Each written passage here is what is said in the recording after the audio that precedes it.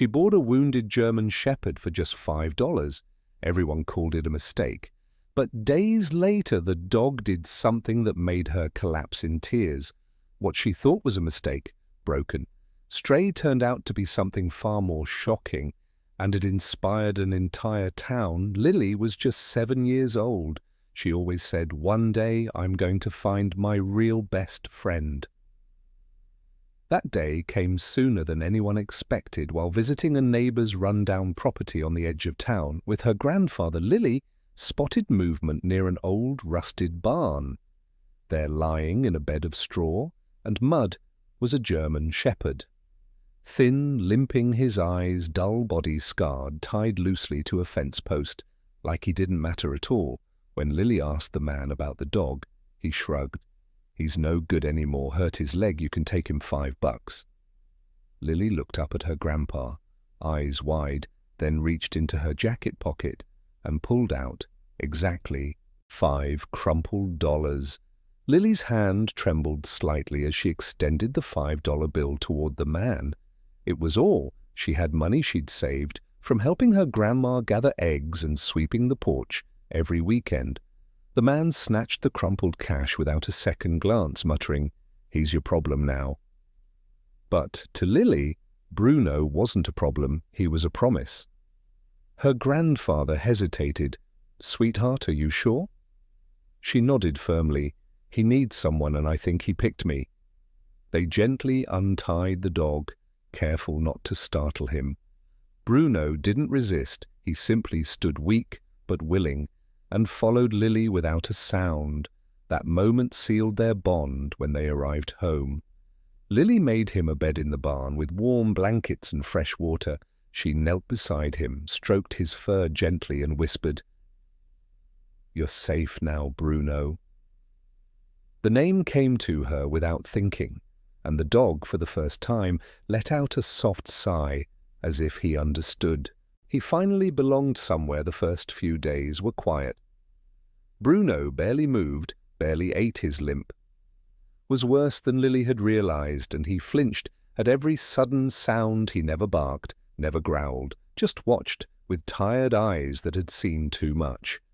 Lily stayed by his side for hours, reading him bedtime stories, sharing bits of her sandwich, and even placing her favorite stuffed animal next to him at night.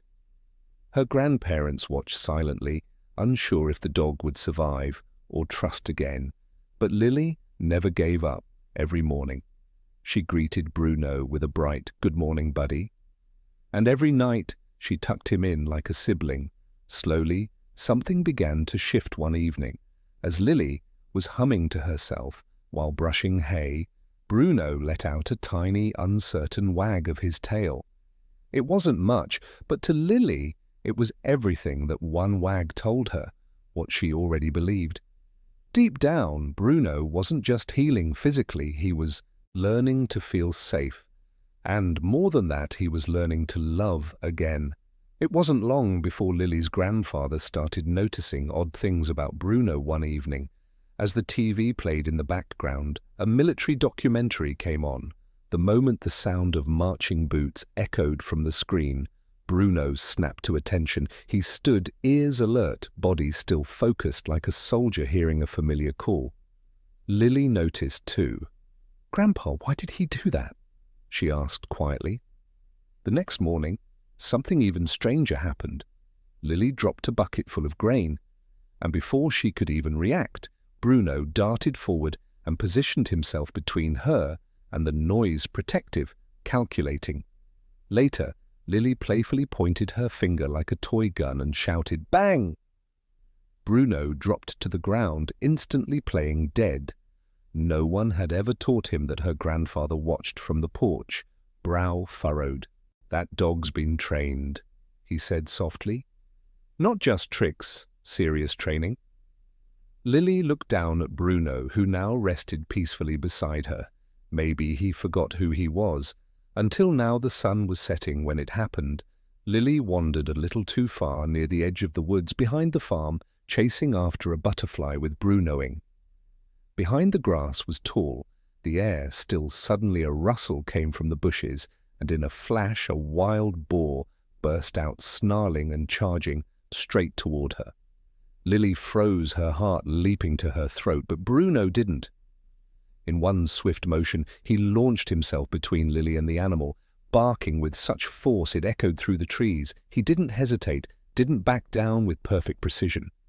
He circled, dodged, and herded the boar away from her growling until it finally retreated into the woods.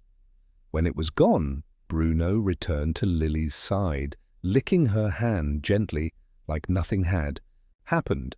The next morning, Lily's grandfather made a decision. "We need to get him checked again properly," he said. They took Bruno to the town's animal clinic, a small place nestled between the feed store and the bakery. Dr. Simmons, the vet, welcomed them in and examined Bruno carefully as he ran his hands along the dog's neck and shoulders. He paused. "There is something here," he muttered gently, pressing into Bruno's skin. Moments later, he pulled out a small, embedded metallic chip, damaged but intact. Using a specialized reader, Dr. Simmons scanned the tag. What popped up on the screen made his eyebrows shoot up. This dog, he's not a stray. He was part of a military K-9 unit named Bravo, 9 presumed dead in action 2 years ago during a transport explosion. Lily gasped. Bruno, tears welled in her eyes as she knelt beside him. Bruno licked her face gently as if to say, "It's okay now," she whispered. "You were a hero before I met you, but now you're my hero too." In that moment, the $5 dog became something far more proof that broken things can still save lives. It didn't take long for Bruno's story to spread. Dr. Simmons, moved by what he discovered, called a local reporter who had once served in the military. The article appeared in the town paper a few days later under the headline, "Forgotten. K-9 hero found by 10-year-old girl."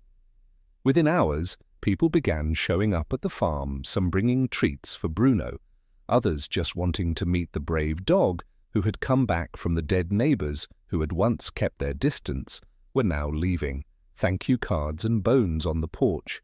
One retired soldier even drove across 2 counties just to shake Lily's hand and salute Bruno. "He saved more than just lives on the battlefield," the man said. "He reminded us what loyalty looks like." She looked out at the crowd, then down at Bruno. "I didn't know who he was when I gave that $5, she began, her voice trembling. "I just knew he needed someone, and maybe I did too." Her eyes welled up, and she paused, wiping a tear with her sleeve. "They say I rescued him, but I think he rescued me first." The audience fell silent.